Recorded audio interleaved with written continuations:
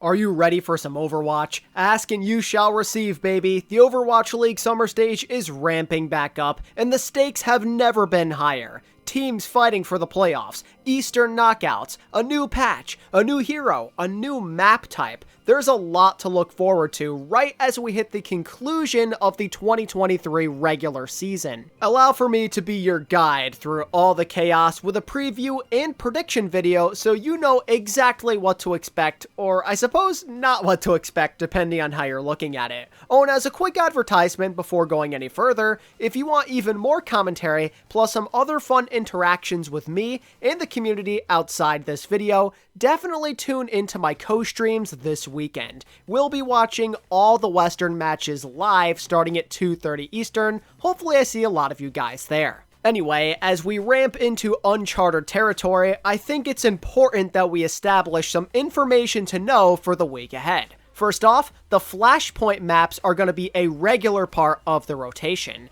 It's a learning process, so things could be super chaotic. Definitely something to watch closely. Additionally, they'll be playing on the post-Illari nerfs, so for once, pros are on the live version of the game. Okay, but what about Illari? Is she any good at the professional level? Well, based on the rumor mill and recent Contenders gameplay, the answer is yes. There's many instances where she straight up leads the lobby in damage. She is hella strong. Maybe not in every map kind of pick, but it's pretty much guaranteed she's gonna get consistent playtime at least for now. With that said, meta comps should be looking a lot different. There may still be some instances where you see dive and other things, but based on NA contenders, we're likely to see a good mix of compositions. A popular one seems to be Orisa Baptiste Illari with a mix of Soldier, Torb, and Sojourn. But it's far from the only variation, as Sigma is getting a lot of playtime as well, and depending on the map you could see some Echo, Genji, and/or Widowmaker. With a new meta means lots of experimentation, and some people running more of their comfort picks early on as they try and find a groove. Falling back to your comfort is pretty common when things are this wide open, especially in the first week or two, so expect things to be at least a little bit messy. All we can do is theorize when it comes to who truly has a good grasp on the game, and that makes the outcome of every match more unpredictable than ever before. Let's take a look at the week ahead. The West is what most of y'all watch these videos for, so that's where we begin. Match 1 is the London Spitfire versus the LA Valiant.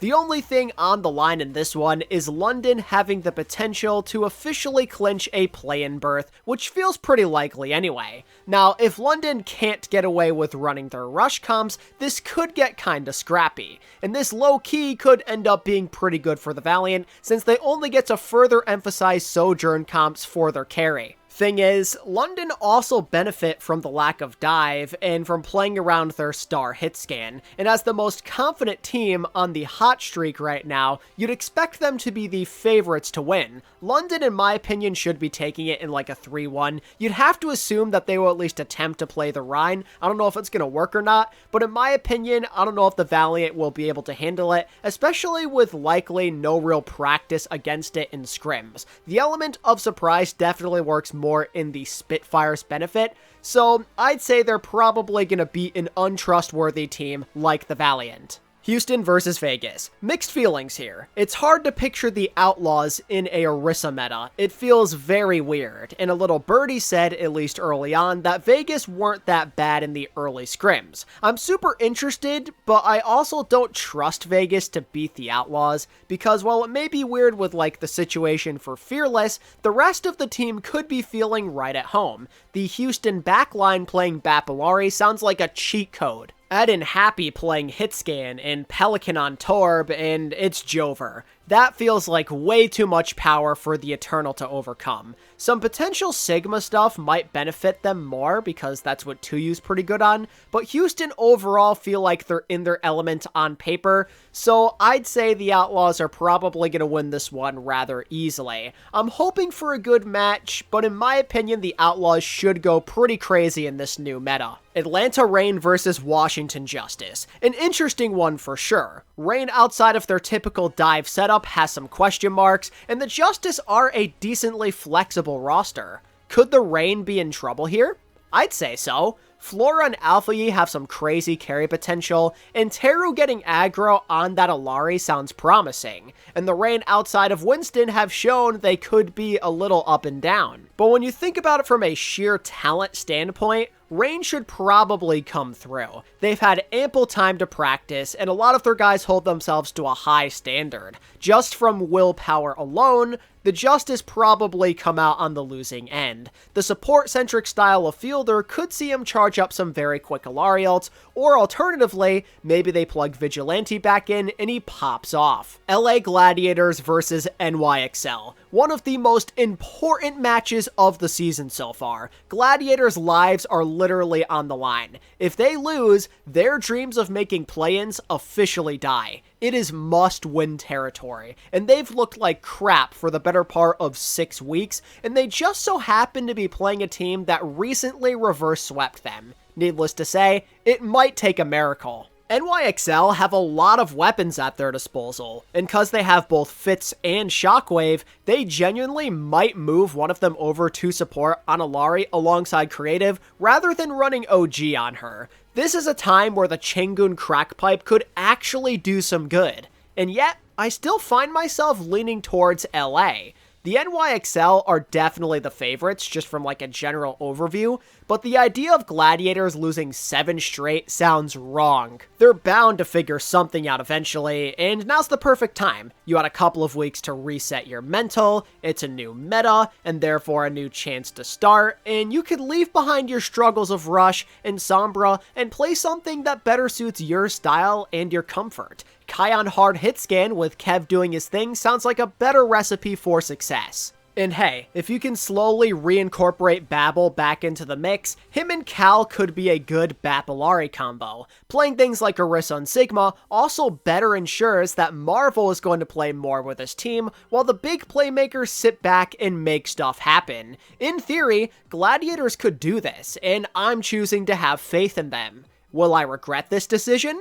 Probably, but nobody believes in them anymore, so now is the perfect time for the scriptwriters to flip things entirely with a 3-2 for the Gladiators. Let's keep that chaos going at least for one more week. On to Sunday. First is Boston versus Florida, which is absolutely the game of the week. I am very interested to see how this one pans out. On one hand, Florida are the flex team. They found success on the biggest variety of compositions, which makes them trustworthy in theory. But on the other side of things, Boston might be terrifying. Twilight Izayaki on Bap-Illari could be the best in the league. And Smurf's no stranger to flexibility himself, and Birdring is likely to be more in his element. If there was ever a time for Boston to beat Florida and truly close the gap, it's now. They got so close the last time, and the meta is now arguably more in their favor. And yet, I still find myself rocking with Florida in a close game. Whenever Boston play the Mayhem, they feel afraid almost. The Mayhem in their style of play is some kind of kryptonite, and again, there's a lot of unknown variables that come with all of these new things in the game. It's a lot more likely the team that's proven to be more flexible this year is the one that's gonna win. They're a safer choice where things are less likely to go wrong, so Mayhem all the way. Speaking of rivalry games, how about the Battle of Canada Part 2? The last one went to show that these guys are rather even. They're both headed down the right direction and are serious contenders to make the playoffs. And yet again, due to roster strength and this rivalry, you'd expect a decent game. Although, with a meta outlook in mind, it's probably Defiant's game to win. It heavily favors their comfort and playstyle. Getting Kaluj off Monkey and onto Orisa Sig is a major dub. Hydron off Sombra is also a dub, and there's the possibility of Ultraviolet and Sir Majed absolutely taking over in a double flex support setting. All signs indicate a Defiant favored matchup. The streets hinted that Defiant are pretty good right now, so they're the ones I want to rock with. The meta feels a whole lot less appealing for the Vancouver Titans. They won't necessarily be bad at it, but compared to Defiant, they may be a step or two behind. But again, because Canada rivalry, let's say it's a close game. Wrapping up the Western games for the weekend is the Shock versus Eternal. This is it, Vegas. This is your final chance to win a game. The meta's chaotic, and the Shock haven't looked that good, so here's your chance. Let Knife Tuyu and Irony go crazy. This meta suits their carry potential and comfort pretty decently. Vegas are going to come out swinging for sure. It's their last chance, and that pressure also might make the Shock slip up. The thing is, though, first of all, they're not going to be favored. They're still major underdogs, but this also might have been exactly what the Shock needed to really get their butts in gear. On paper, they might be one of the best in the league in this new meta. Junbin's Orisa, as we found out, goes pretty crazy, and Illari feels like the perfect hero for Finn. Hard hit scan plus Sojourn and Torb also equals good for the Shock DPS. You really couldn't draw it up any better if you're the Shock. As a higher potential team in a good meta on paper, they're likely to maintain control, and Vegas haven't shown us enough to convince us they are trustworthy to pull off an upset like this. It's too little too late. Although desperation can do funny things to you, so maybe Vegas punch the Shock in the mouth early on and take the first map, but after that the Shock probably wake up and rally for 3 straight to get a W and complete the Vegas winless season. Welcome to the club, guys. The Valiant and Dragons welcome you with open arms. Okay, West is out of the way, so let's do a quick dive into the East. This week they start their journey of a 3-week knockout. The outcome of these two groups will be the ultimate decider in who automatically qualifies for the playoffs and gets to avoid the play-ins. This week is all about the upper bracket stuff. I'll kind of run through some brief expectations and show my bracket in its entirety, cause why not? We'll keep it short though, because, you know, hypotheticals. So Group A is a powerhouse. Dallas, Spark, and Dreamers. Any one of them could realistically take it, especially in a meta swap, but in the end, I did go with the Spark. The Spark in a non-monkey meta does sound like a risk, but they always find a way when the stakes are high to get that dub. It's all they've done basically the last 2 years. Count them out, and suddenly they're clutching left and right. And Leave is pretty known for this kind of stuff as well. Shy having his way on Sojourn and Soldier, while getting the max value out of Leave sounds pretty terrifying. I learned my lesson. In a tournament scenario, you trust the Spark, and I believe they will end up meeting Dallas in the winners and grand finals. No surprises to be had, they're the 2 best teams in this bracket. As for the games we get to watch this weekend, I'd say most of them are the standard. The top seeds prevail, and Dreamers should have absolutely no problem with Rhodes. My only hot take here is that Poker Face is going to beat Panthera. It sounds weird just knowing how good Panthera have been, but a less dive-oriented setup kind of favors Poker Face to me. Muse is a very experienced Orisa player, and Victoria should do at least a little bit better. And sadly, Panthera's DPS may not be the best with the hit scan stuff, and they did recently lose a support player. That's a lot of changes they have to go through, and I'm not totally confident they can fully pull their weight. In Bracket B, Soul Infernal once again get a major advantage as the 2 seed. There is not a single top team aside from them in this entire bracket. Their biggest competition is either the Dragons or Dynasty. That is easy money for these guys. Infernal have been the best team in the East all year. They're more flexible than everybody. And with MN3 having less Sombra time and more hit scan stuff, it's a walk in the park. I genuinely mean this when I say they may not lose a single map. When it comes to who they'll be up against in the finals, I personally went with the Dynasty. I figure that a less dive-oriented setup could be decent for them,